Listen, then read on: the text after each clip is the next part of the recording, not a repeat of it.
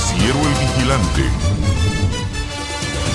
El presidente Alejandro Yamatei dialogó con Darlene Apolonia Monge Pinelo y Henry Alejandro Elías Wilson, aspirantes a fiscal general y jefe del Ministerio Público. En su primera entrevista, el postulante a fiscal general Henry Alejandro Elías Wilson expuso su propuesta para el manejo del Ministerio Público.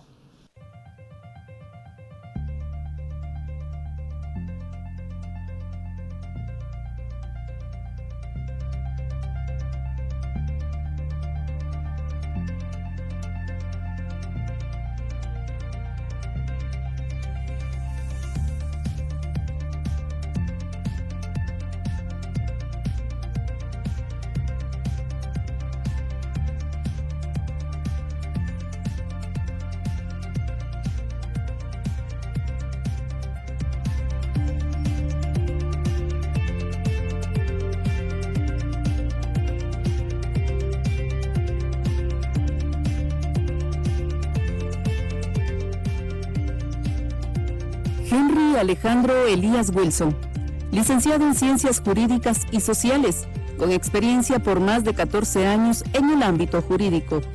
Doctorado en Derecho Penal y es magíster en Derecho Penal. Desempeñó como docente universitario, examinador y asesor de tesis a nivel universitario. Certificado como docente en la Escuela de Estudios Judiciales del Organismo Judicial y la Unidad de Capacitación del Ministerio Público por más de 5 años. 20 diplomas por participación como conferencista y docente en eventos académicos en materia penal y ciencias afines. 15 reconocimientos y distinciones que acreditan sus logros y condecoraciones en el ámbito académico y social. Ha desempeñado cargos profesionales en el organismo judicial, Ministerio Público y una organización no gubernamental. Henry Alejandro Elías Wilson. Es un gusto estar con ustedes a través de esta transmisión. Como saben, estamos en la última etapa para la designación de la persona que ocupará el cargo de fiscal y jefe del Ministerio Público para el periodo 2022-2026. Tal y como lo anuncié la semana pasada, hoy en la mañana conversaré con los 6 candidatos que me remitió a la comisión de postulación. Si bien la Constitución Política de la República no establece un mecanismo para esta fase del proceso, decidí hacerlo así de la manera más transparente posible, es decir, en entrevistas públicas y en vivo. Las charlas serán en el mismo orden que la semana pasada y por eso les doy la bienvenida y les agradezco, pero especialmente al licenciado Henry Elías Wilson por acompañarnos, con quien conversaré sobre algunas ideas y planes que me planteó en la primera entrevista. Bienvenido, licenciado. Gracias, señor presidente. A raíz de la plática que tuvimos la semana pasada, decidimos tener una segunda entrevista en donde pudieran ustedes ampliar un poco algunas de las ideas que planteó la semana pasada, de manera que la gente pueda saber qué es lo que ustedes proponen para de ser designados al cargo de jefe del Ministerio Público. Así que muy buenos días y bienvenido. Gracias, igualmente. En la semana pasada usted me habló sobre una propuesta de estudio de la Escuela de Estudios Fiscales que va orientada a fortalecer las capacidades de la UNICAP, o espera usted crear una nueva unidad que fortalezca el talento humano de la institución. La idea es que esta Escuela de Estudios Fiscales trabaje coordinado con la UNICAP, o sea que sea una unidad dentro de la UNICAP. Esto para que se tenga una currícula adecuada, que sea llevada por la unidad de capacitación y que la escuela, pues en coordinación, cree esta currícula que estará dividida en 2 bimestres.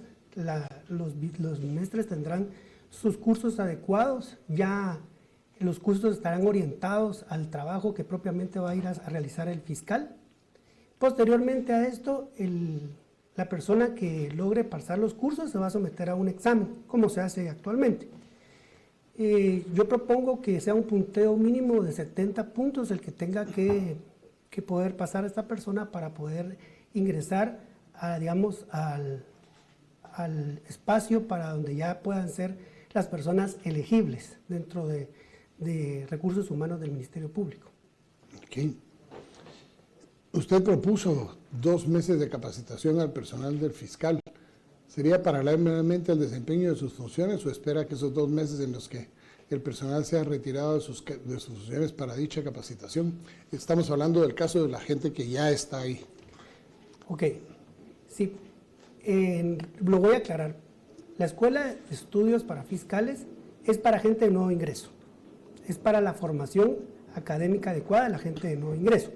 Para la gente que ya está dentro del Ministerio Público, yo en mi plan de trabajo propuse una serie de cursos importantes que los fiscales deben de estar recibiendo para ir fortaleciendo ya los conocimientos que tienen, pero también irse actualizando en temas importantes del proceso penal. Usted sabe, el proceso penal es evolutivo, evoluciona, entonces los fiscales tienen que ir a la vanguardia de estas evoluciones en el derecho que se dan. Ok, gracias. ¿Tiene un tiempo estimado que se tardará en capacitar al personal de las 340 agencias fiscales de la institución? Es decir, de nuevo, los que ya están en la institución. Sí, yo considero que en un año ya se tiene previsto un 80% de la capacitación de las personas que ya están en el Ministerio Público, puesto que ya son cursos que van dirigidos únicamente al quehacer que ellos realizan, con especialización en las fiscalías que tienen delitos, que investigan delitos particulares o muy especiales. Entonces, a esos fiscales sí se les va a dar un curso directamente para el desenvolvimiento de sus fiscalías especiales. Usted habló sobre la realización de una prueba diagnóstica en la institución. ¿En cuánto tiempo esperaría tenerla y actualizarla el Ministerio Público? Y si cambiaría su plan de trabajo dependiendo del resultado de este diagnóstico que usted propone. Gracias, señor presidente. Vea, considero yo que hay que hacer una evaluación de cómo están las fiscalías a nivel nacional, porque tengo conocimiento pues que ya hay una cobertura a nivel nacional del 100% de fiscalías. Lo que yo propongo es que a través de esta evaluación se arroje un diagnóstico más o menos en unos 8 meses de cuál es el estado actual de las fiscalías. Esto para determinar cómo están en relación a insumos. Por ejemplo, pues he oído algunos comentarios que hay fiscalías que no tienen los insumos y el equipo requerido, como papel, computadoras, impresoras, vehículos, gasolina. Todo esto es bueno que se vaya mejorando, porque el Ministerio Público, los fiscales tienen la obligación de rendir, de responder a la criminalidad, pero también si no tienen el equipo adecuado, ¿cómo se les va a exigir? También si no tienen cómo desplazarse de una fiscalía a otra, sería un poco injusto hacer esa exigencia. Sin embargo, considero yo que esto podría en algún momento cambiar el plan estratégico, porque el plan de trabajo estratégico que yo propongo pues no está escrito en piedra, puede variar según las necesidades que así se detecten dentro de la institución.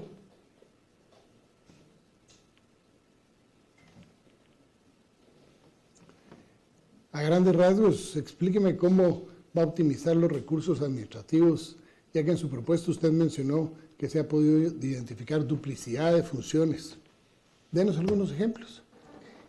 Por ejemplo, hay fiscalías que investigan el mismo fenómeno criminal. Se confunden mucho y se están, digamos, trasladando los expedientes de una fiscalía a otra porque no está definido realmente qué delitos conocen. Por ejemplo, está la Fiscalía de Delitos contra la Corrupción, que ve muchos temas relacionados, que los puede también en un momento ver la Fiscalía contra la Delincuencia Organizada o la Fiscalía de Delitos Administrativos. Hay varias fiscalías que pueden ver un hecho criminal porque no está bien definida la competencia entre fiscalías. Entonces, es importante que se defina a través de acuerdos ministeriales taxativamente qué funciones le corresponde a cada una de las fiscalías, porque si no, pues entonces encontramos duplicidad de trabajo. Se presenta una denuncia, pero se envía a una fiscalía la misma denuncia, pero también a otra. Entonces tenemos ese problema. Entonces se podría hacer un estudio, un análisis de esa situación para que ya se optimice el trabajo del Ministerio Público. Anteriormente me comentó sobre la posibilidad de suprimir plazas administrativas y convertirlas en trabajo de investigación. ¿Cuál sería su base para efectuar estos movimientos? Y que tengo entendido que no todas las plazas administrativas tienen conocimientos jurídicos. La base está en la Ley Orgánica del Ministerio Público. La Ley Orgánica del Ministerio Público establece que el fiscal general puede readecuar el trabajo del Ministerio Público para obtener mejores resultados. Obviamente, si hay una duplicidad de plazas administrativas y esas plazas se están desperdiciando, obviamente podrían ser reubicadas en otra plaza administrativa, pero también en el área fiscal. Pero a ese personal administrativo sí hay que capacitarlo. Entonces tendría que pasar por la Escuela de Estudios para Fiscales, pasar toda esta gama de cursos. Obviamente, ya como es personal que ya está en el Ministerio Público, solo es para que esta persona tenga los conocimientos adecuados. Obviamente, cumpliendo con todos los requisitos que establece la ley para que esta persona pueda desempeñar un trabajo en fiscalía. O sea, es trasladarlos de las áreas administrativas a las áreas de fiscalía para aquellas plazas que usted considere que están de más en el área administrativa. Si fuera el caso, señor presidente. Okay. ¿Podría ampliarme su propuesta de operativización de casos, debido a que en el ámbito legal existe un procedimiento previamente establecido en la ley, o su propuesta va orientada a la mora que actualmente tiene el Ministerio Público? Sí. Para reducir la mora que hay en el Ministerio Público, lo que yo propongo es que sean efectivas las salidas desjudicializadoras, que se puedan aplicar conforme a la ley de una forma efectiva, eficaz y de una forma inmediata. Esto va muy de la mano con la capacitación que debe tener el personal. Un personal altamente capacitado está en la disponibilidad de establecer si una denuncia de entradita no constituye un hecho delictivo, porque no todas las denuncias que entran al Ministerio Público son constitutivas de hechos delictivos. Le cito un ejemplo. En las fiscalías que yo estuve, recibíamos denuncias de gente que pues, decía que el perro del vecino se le pasaba a su casa o que la vecina le estaba haciendo brujería. Claro, el Ministerio Público tiene que recibir estas denuncias porque no puede rechazarlas de entrada, les tiene que dar trámite. Pero si no es constitutivo de delito, existe una salida procesal que es la desestimación. Entonces la desestimación tiene dos presupuestos importantes: que el hecho no sea constitutivo de delito, que no se pueda proceder en caso que haya una cuestión prejudicial. Entonces, cuando el hecho no es constitutivo de delito, el fiscal debe dar una salida inmediata a esta denuncia y no estarla, digamos, de una forma coloquial chineando ahí en su escritorio, porque lo que pasa es que lo que hace esa denuncia solo es engrosar más la estadística que está en el Ministerio Público. Entonces, la desestimación, si se aplica correctamente con los parámetros que la ley establece, esto generaría ya una depuración de los casos que entran al Ministerio Público, de estas denuncias que entran que no tienen ningún sustento fáctico ni jurídico. Y ahí me surge a mí una pregunta, porque existe, para poder reducir esa mora fiscal, existe lo que se llama la unidad liquidadora. ¿Una sustituye a la otra? ¿O cómo funcionaría la unidad liquidadora en este campo de la desestimación o de la prejudicialización de los casos? Sí, yo considero que dentro de lo que ya está, dentro de las cosas que ya se han ido avanzando, si lo que está bueno no hay que cambiarlo. Lo que hay que es optimizarlo o mejorarlo. Yo creo que dentro de estas mismas unidades se puede llevar a cabo estas medidas desjudicializadoras. También están los procedimientos para delitos menos graves, señor presidente, que también sería bueno reactivar esos procedimientos que son para delitos que no pasan de 5 años. Eso es bien importante porque en una mañana se resuelve un caso. Un caso sencillo se dicta incluso hasta sentencia. Entonces, sería bueno también capacitar al personal en esta clase de herramientas que ya están contenidas en el Código Procesal Penal. ¿En cuánto tiempo buscaría incrementar el personal del Ministerio Público? Y si tiene identificadas usted las agencias fiscales que presentan falencias por falta de personal y para asignárselas, ¿cuáles cree usted que son las que más personal requieren? Las fiscalías que más personal requieren, pienso yo que siempre la demanda es la Fiscalía de Delitos contra la Vida, la Fiscalía de la Mujer, que tienen un incremento muy grande de denuncias presentadas. Entonces, a esas fiscalías era donde, pues, propongo yo que sea donde se enfoque más personal. Sin embargo, también he notado que hay fiscalías que, no obstante, están dotadas de personal, han sido un poco inoperantes. Y le comento un ejemplo que me he dado cuenta, es la Fiscalía de Asuntos Internos. Es muy importante que se le ponga atención a esta fiscalía, porque cuando hablamos de transparencia y rectitud, el Ministerio Público tiene que dar el ejemplo en ese sentido. Entonces considero yo que esta fiscalía es la que debe estar bien capacitada para investigar delitos, porque sí he visto un poco de inoperancia en esta fiscalía. Entonces habría que determinar si hay necesidad de evaluar al personal, si hay necesidad de trasladarlo y cambiar el personal de esa fiscalía. Esa es una de las que yo he visto, pero probablemente ya, si se me da la oportunidad, puedo visualizar que otras fiscalías necesitan esta clase de... Solo para que la gente sepa, la Fiscalía de Asuntos Internos es la que investiga la actuación o las denuncias en contra del personal del Ministerio Público, ¿es correcto? Así es, así es. Por eso le indicaba al señor presidente que esta es la que debe dar el ejemplo, porque estamos hablando que el Ministerio Público es el que ejerce la persecución penal y vela por el estricto cumplimiento de las leyes del país, y no puede ser posible que el Ministerio Público no se depure de adentro hacia afuera. Entonces es necesario que se dé la viabilidad en esta fiscalía. En cuanto al derecho de los sindicados, se recuerda que hablamos sobre lo mismo. Claro. La misma Constitución Política establece en el artículo 12 que la defensa de la persona y sus derechos son inviolables. Nadie puede ser condenado o privado de sus derechos sin haber sido citado, oído y vencido en un juicio. Este tiene que ser un proceso ante el juez legal, competente y preestablecido. Ninguna persona puede ser juzgada por tribunales especiales o secretos, ni por procedimientos que no estén preestablecidos legalmente.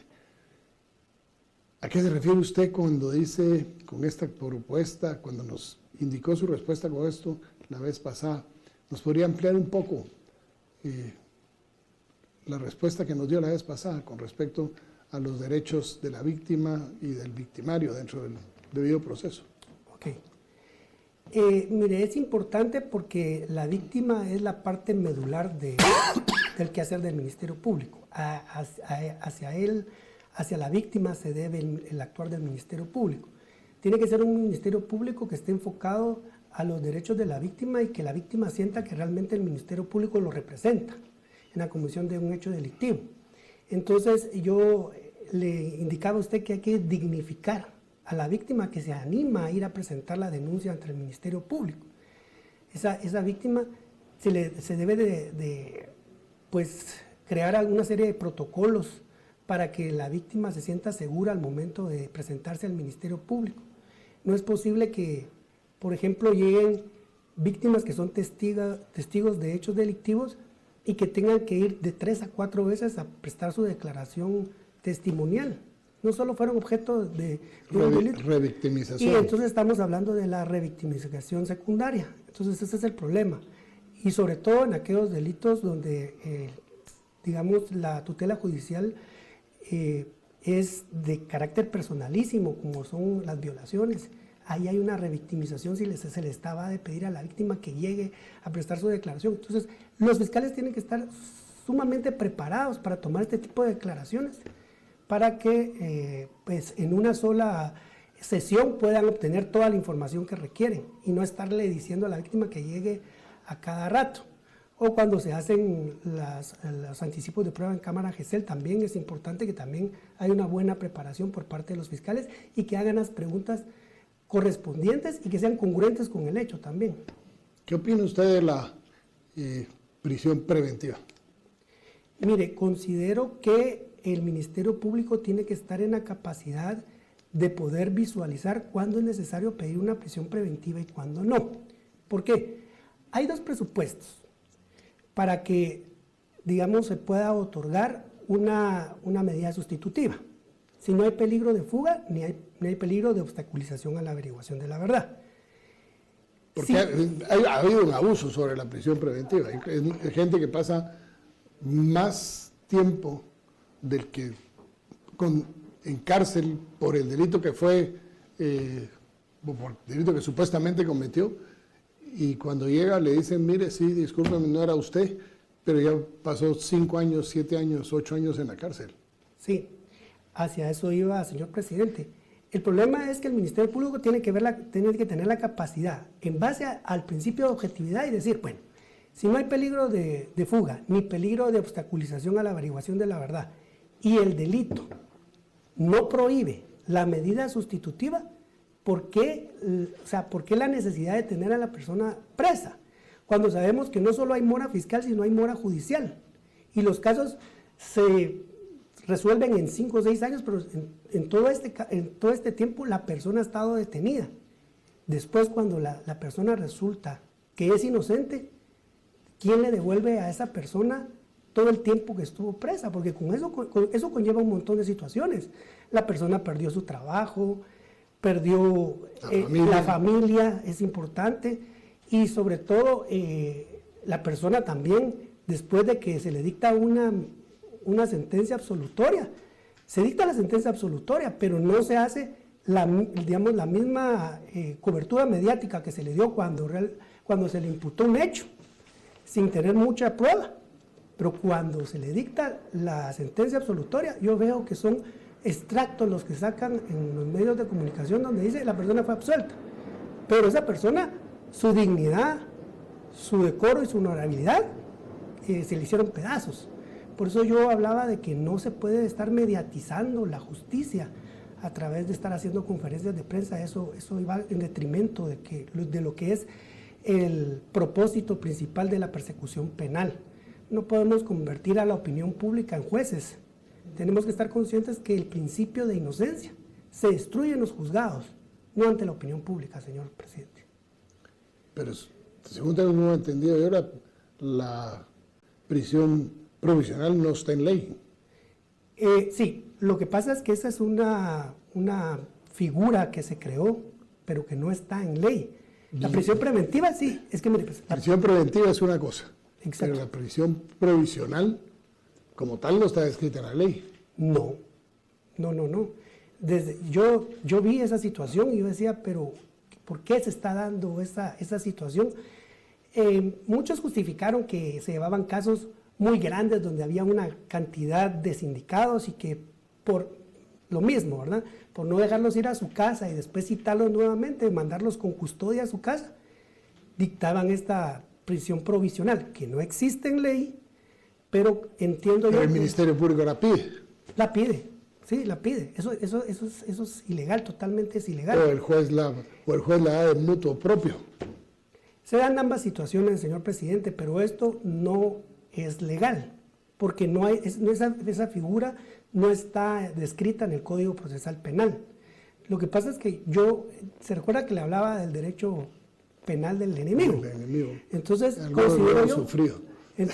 yo considero que ahí es donde se dio el derecho penal del enemigo, porque ya solo porque los medios así dictaminaban que ya la persona era culpable porque la gente lo decía, entonces ya había una condena social.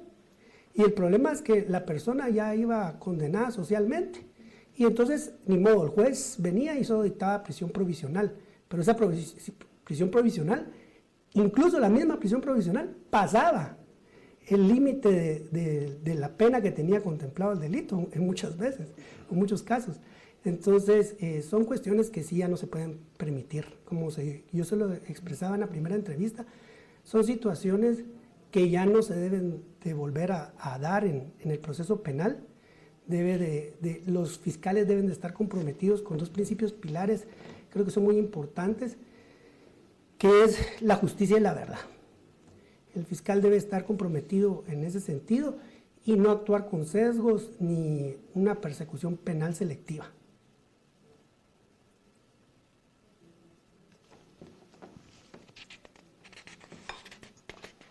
Lamentablemente, debemos de reconocer que el Ministerio Público ha sido utilizado como una plataforma, a veces incluso política, para lanzar candidaturas para la presidencia. Con la fiscal actual, estos parámetros fueron cambiados. ¿Qué cambios haría más usted para que esta situación no se repita? Revisar el actuar de los fiscales. Hay que hacer una supervisión de cómo trabajaron ciertos casos los fiscales y determinar que si hubo estas anomalías, existen las herramientas en la ley orgánica del Ministerio Público para iniciar los procedimientos administrativos correspondientes. Existen los traslados, la supervisión constante. Entonces, incluso si rebasara estas situaciones, se pueden presentar las denuncias correspondientes con los fiscales que hayan abusado de estas situaciones. Señor presidente, porque como le explico, el Ministerio Público debe dar el ejemplo. Y aquí es donde yo insisto, lo importante de una Fiscalía de Asuntos Internos bien fortalecida, bien capacitada, porque la verdad he visto realmente un poco lenta esa Fiscalía. En cuanto a las coordinaciones interinstitucionales, hablamos la vez pasada que usted esperaría fortalecer. ¿Cuáles cree usted que son importantes de establecer o que haya que cambiar de esas coordinaciones en la actualidad? Yo considero que hay que reforzar las coordinaciones. Por ejemplo, que se tenga el fiscal general que tenga un equipo de trabajo que, por ejemplo, esté en constante coordinación con el equipo de trabajo que pueda tener el ministro de Gobernación, por poner un ejemplo. Entonces, ¿para qué? Porque hay operativos que el Ministerio Público realiza que necesita una comunicación expedita para que puedan enviarle todos los agentes de policía que se necesitan.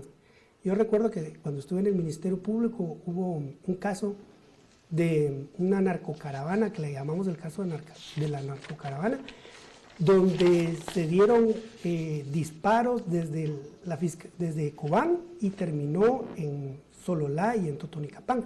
Entonces había que estar coordinando con equipos de escena del crimen, pero también coordinando con Gobernación para que mandara más efectivos a poder apoyar a las personas, a los policías y a los fiscales que estaban trabajando en los escenarios criminales, porque la gente llegaba a los escenarios criminales y no dejaba que el Ministerio Público trabajara. Entonces ahí tenía que haber una comunicación constante y permanente con el Ministerio de Gobernación para enviarles los efectivos necesarios para que pues protegieran a los fiscales al momento de trabajar los escenarios criminales. Por ejemplo, también con el organismo judicial, el Ministerio Público también puede coordinar esa cooperación y ese trabajo coordinado. Me he dado cuenta que cuando se envía una resolución de parte del organismo judicial, están los notificadores buscando en qué fiscalía tienen que notificar por el tema que le comenté. Entonces lo mandan de una fiscalía a otra y los notificadores pierden un montón de tiempo ahí para que se den cuenta que la primera fiscalía donde preguntaron, ahí se la recibe. Entonces yo pretendo también crear una unidad de receptora de notificaciones y que sea a lo interno del Ministerio Público, que se reciban las notificaciones y que ellos sean los que distribuyan las notificaciones a donde correspondan. O la creación de buzones electrónicos a los fiscales para que estos los puedan recibir electrónicamente las notificaciones y se disminuya esa mora que se da en el tema de las notificaciones. Ok, muchísimas gracias, licenciado, por sus respuestas y su tiempo. ¿Algo más que quiera agregar? Esta va a ser la última vez que nos vemos. Exacto. Solo reiterarle que le deseo la mejor de las suertes y sobre todo que Dios le dé la sabiduría para esta tan importante decisión que usted va a tomar, como es la elección del fiscal general, que es una parte muy importante del sistema de justicia, tal vez la más importante. Les deseo muchos éxitos y suerte. Muchísimas gracias, licenciado, que Dios me lo bendiga a usted. A ustedes muchas gracias por su sintonía.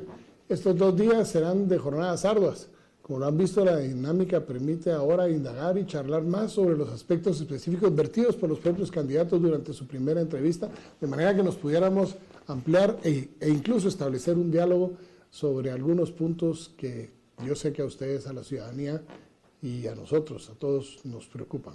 Los invito a que me acompañen para continuar este proceso en las próximas horas a través de los medios oficiales. Que Dios les bendiga, pero especialmente que Dios siga bendiciendo a Guatemala.